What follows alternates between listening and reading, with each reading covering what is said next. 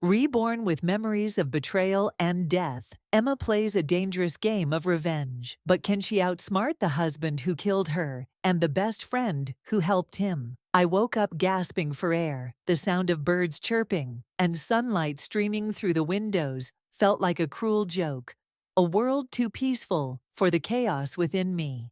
My heart raced as I scanned the familiar surroundings of my bedroom. Everything was just as it had been 3 years ago. Before Alex and Clara had destroyed me, memories of my death surged forward like a tidal wave. Alex's loving whispers had masked the cold sting of the needle, his eyes void of remorse as he watched me fade away, and Clara, my best friend, had stood silently in the corner, her hands trembling with guilt while her greed glinted in her eyes. But this wasn't a dream. I was alive. Somehow, I had been given a second chance.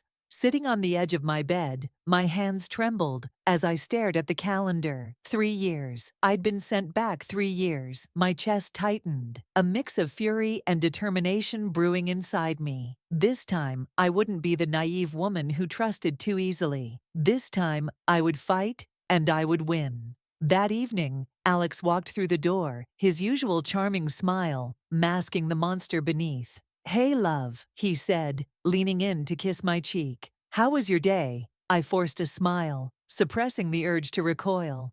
"Good. Busy as always.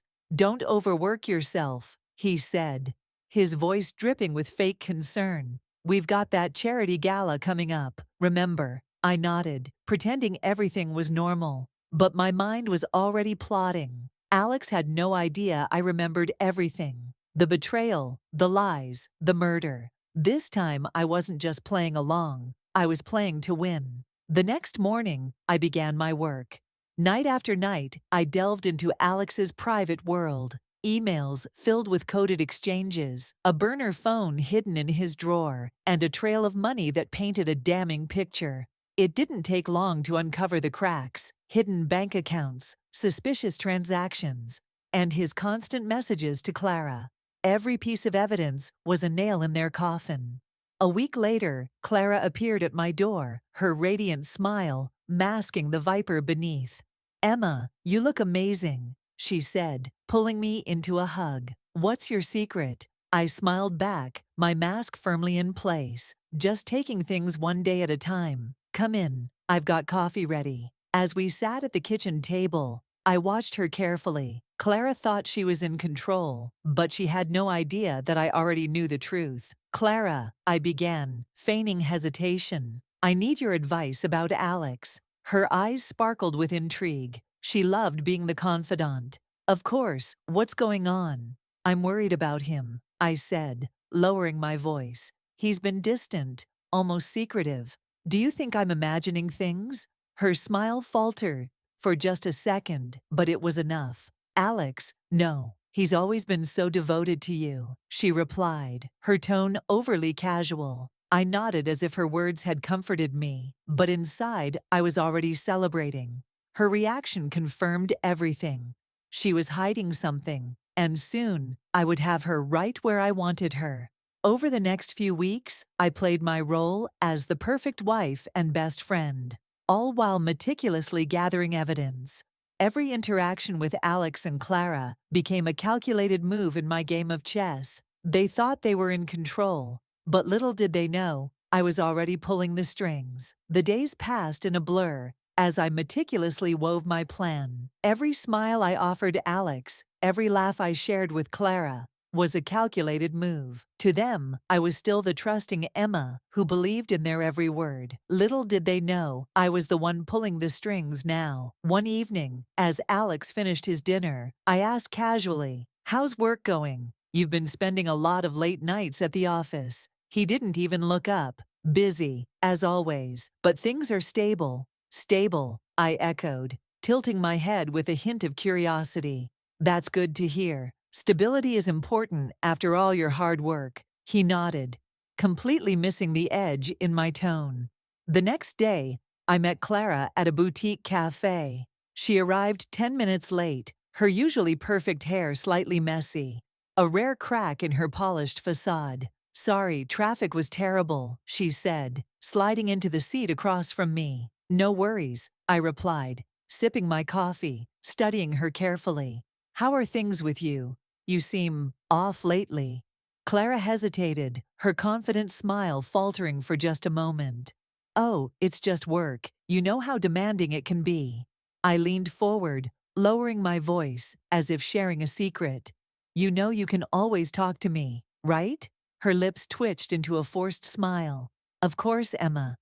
You've always been such a good friend. A good friend. I nearly laughed at the irony. Instead, I reached into my bag, pulling out an envelope and placing it deliberately on the table. Speaking of friends, I came across something recently that I thought you might want to see. Her eyes flicked to the envelope, and for a brief moment, fear flashed across her face. What's that? She asked, trying to keep her voice steady. Oh, just some financial documents, I said lightly, sliding it across the table. Alex mentioned a new project, but some of the numbers didn't add up. Clara's hand trembled slightly as she opened the envelope. Inside were copies of bank transfers, direct links to her. Her head snapped up, her face pale. Emma, Relax, I interrupted, my tone calm, but laced with an undertone of menace.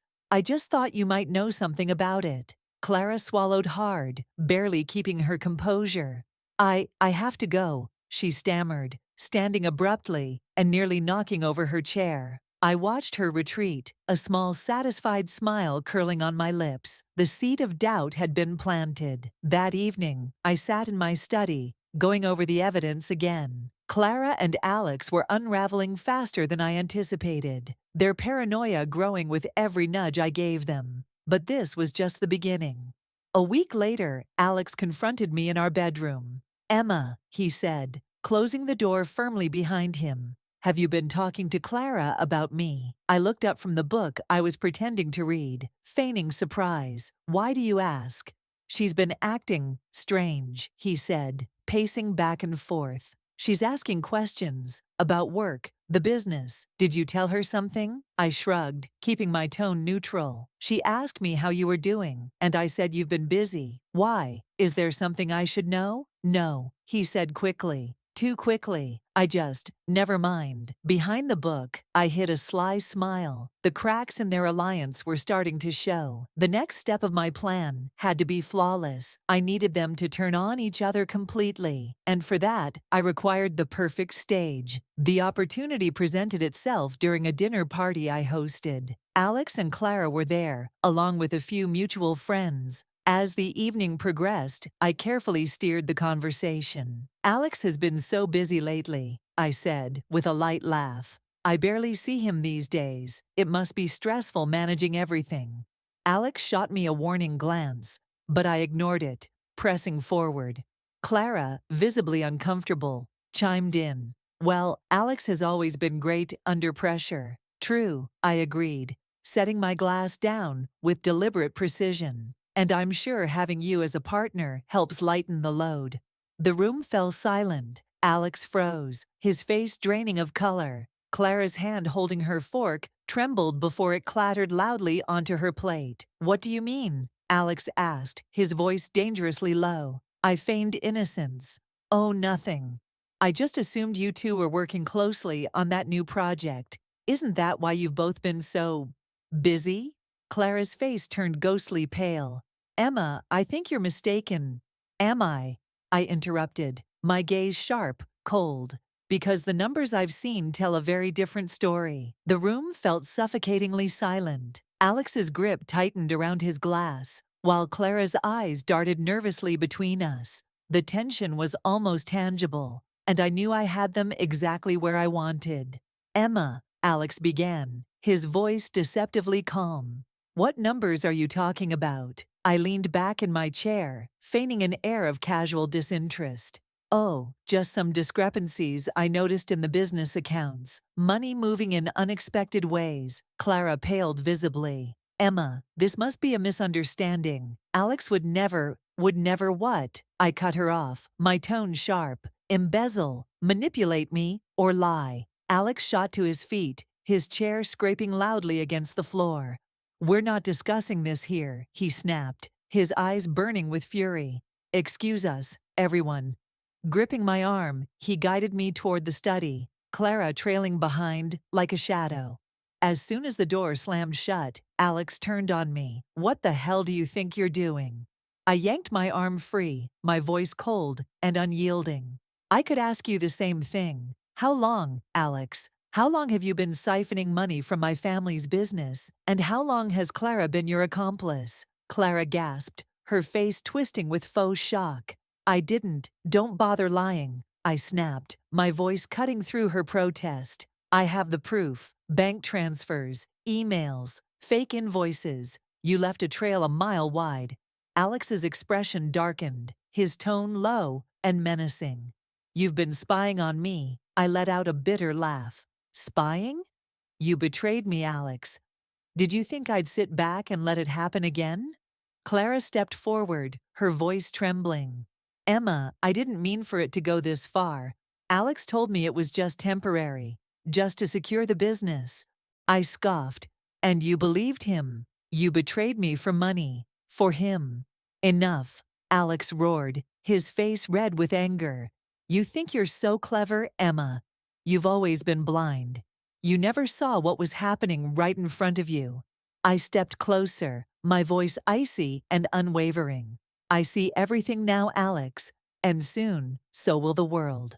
Over the next few weeks, I carefully widened the rift between Alex and Clara. I fed Clara just enough information to make her doubt Alex's loyalty, while subtly suggesting to Alex that Clara had been double-crossing him. Their alliance began to crumble, their paranoia growing with every move I made. On the night of the charity gala, my plan reached its peak. The venue was packed with investors, socialites, and journalists. Alex stood confidently at the podium, delivering a speech laced with charm. Clara and I watched from the sidelines, her face pale with unease. As he wrapped up, I stepped onto the stage, microphone in hand. "Thank you, Alex, for that inspiring speech," I began, my voice steady. "And thank you all for being here tonight. But there's something else I'd like to address." Alex's smile faltered as I pulled out a folder. "This gala is about transparency and trust," I continued. "Values we hold dear. But what happens when those values are betrayed?" The room went silent as I opened the folder, revealing copies of forged documents, bank transfers, and incriminating emails. The evidence lit up the projector behind me, visible to everyone in the room. Alex leapt to his feet. "Emma, stop this. You don't know what you're doing." I met his gaze, my voice unwavering. "Oh, I know exactly what I'm doing. I'm exposing the truth." The room erupted into chaos. Journalists snapped photos, investors demanded answers, and Alex's carefully constructed world began to fall apart. Clara, shaking, finally stepped forward. "I was part of this," she admitted, her voice breaking. "But Alex orchestrated everything. He used me, just like he used Emma." Alex lunged toward her, fury twisting his features, but security intervened. "You think you can pin this all on me?" he shouted. "You're just as guilty." "Maybe," I said, stepping closer to him. "But unlike you, I'm not a coward." As Alex was escorted out in handcuffs, I stood on the stage, the weight of years of betrayal finally lifting from my shoulders. Clara turned to me, tears streaming down her face. "Emma," she whispered, "I'm so sorry for everything." I regarded her coolly, my voice firm. "I didn't do this for you, Clara. I did it for me." As Alex was dragged away in handcuffs, the gala descended into chaos. Journalists shouted questions, investors whispered in alarm, and Clara stood frozen, her face pale and hollow. But I remained composed. This was just the beginning. The media frenzy that followed was relentless. Headlines declared Alex's downfall, Tycoon's crimes exposed in public scandal, and Emma Carter, the wife who fought back. My face appeared everywhere, no longer as a victim, but as a symbol of justice. Yet, as satisfying as it was, I knew the battle wasn't over. The trial was grueling, but I was prepared. Clara's testimony was damning, and the evidence I had collected sealed Alex's fate. When the jury delivered their verdict, guilty on all charges. I felt a moment of triumph. But as Alex was escorted from the courtroom, he turned to me, a twisted grin on his face. "You think you've won, Emma? Checkmate isn't the end of the game." His cryptic words unsettled me. Alex had always been a strategist, and I couldn't shake the feeling that his fight wasn't over.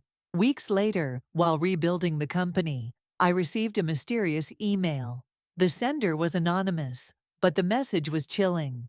"Emma, your victory is short-lived. You exposed Alex, but did you think he worked alone?" Attached was a video, a recording of Alex in a meeting with several shadowy figures, discussing a network of schemes far larger than I had imagined. My blood ran cold. Alex wasn't just a rogue actor, he was part of something bigger. I realized the fight wasn't over. Using the resources I had rebuilt, I assembled a team of investigators. Over the next few months, we uncovered layers of corruption, spanning multiple industries and implicating powerful figures. Alex had been a key player, but he was only a pawn in a much larger game. The culmination of this new battle came during an international business summit, a stage even larger than the gala. I stood before a global audience, armed with evidence that exposed not just Alex's network, but the entire web of corruption. "This isn't just about one man," I declared. "It's about dismantling a system built on deceit and greed. And today, we take the first step." The reaction was seismic. Governments launched investigations, businesses collapsed, and the world watched as an entire empire of lies unraveled. Years later, I stood on the beach, the waves lapping at my feet. The sun painted the horizon in shades of orange and pink. In my hand was a letter, a final correspondence from Alex, written from his prison cell. "Emma, you've proven yourself formidable. Perhaps, in another life, we would have been allies. But for now, you've won. Alex." I let the letter drift into the ocean, watching as it was carried away. The past had tried to define me, but I had rewritten my story. I turned toward the horizon, ready to face whatever came next. A month after Alex's conviction, I finally felt like I could breathe again. The business was slowly regaining its footing, and the media frenzy surrounding the trial had started to die down. But the calm didn't last long. That evening, as I worked late in my office, an email from an unknown sender popped into my inbox. The subject line read only 2 words: "Watch closely." My hand hesitated over the mouse before I clicked it open. Inside was a short, grainy video, but its contents froze me in place. The video showed Alex sitting across from a group of shadowy figures. Their faces were obscured, but their voices were sharp and commanding. "Emma thinks she's won," a deep voice rumbled, "but she doesn't understand how deep this goes." "What's the plan?" Alex asked, his expression cold and calculating. "Wait, let her rebuild, then we take it all." A chill ran down my spine. These people weren't just Alex's associates, they were the real players, and now I was in their sights. I couldn't sit idly by and wait for them to strike. Over the next few days, I quietly hired a team of investigators, discreet professionals, who asked no questions, but always delivered results. Piece by piece, the scope of their operations began to unravel before me. Alex hadn't been acting alone. He was just one part of a sprawling network, a secretive organization spanning multinational corporations, government officials, and even people I had once considered allies. They called themselves the Circle. One night, as I reviewed the documents my team had uncovered, a familiar name leaped off the page: Daniel Harper. My breath caught in my throat. Daniel was one of the company's largest investors, a man who had supported me through the aftermath of Alex's downfall. He had been instrumental in helping me rebuild, but now I couldn't be sure if his motives were genuine or if he had been playing me all along. The next day, I arranged to meet Daniel at a high-end restaurant. As we sat across from each other, I studied him carefully. He smiled warmly, completely unaware that I now questioned everything about him. "Emma, your work has been incredible," Daniel said, raising his glass. Seeing the company thrive like this, I couldn't be prouder to be part of it. I smiled, though suspicion churned in my mind. Thank you, Daniel, but I've always wondered, why did you invest in the company when it was at its lowest? Daniel hesitated, just for a moment, before replying smoothly. Because I believe in you, Emma. You have the vision and strength to accomplish what no one else can. His words sounded sincere, but I couldn't ignore the warning bells ringing in my head. I remembered his name on the list of the circle. Vision and strength, I echoed, sipping my wine. Sometimes I wonder if others see that too, or if they see an opportunity to exploit it. Daniel chuckled lightly, but a flicker of caution crossed his eyes. He was on edge now, and I knew I had planted the first seed of doubt. As I left the restaurant that evening, a storm brewed in my mind. Alex had been the tip of the iceberg, but the circle was a labyrinth of power and betrayal. If I wanted to take them down, I'd have to be sharper and more ruthless than ever. In my pocket, the USB containing the first damning evidence against the organization felt heavier with every step I took. It was only the beginning, and I was ready to dismantle their empire, piece by piece. What is the circle? Can Emma uncover the truth behind this powerful network, or will she become its next target? If you want to see how this story unfolds, let us know in the comments below. Your support helps us create more gripping tales just like this one. Don't forget to like, share, and subscribe for more.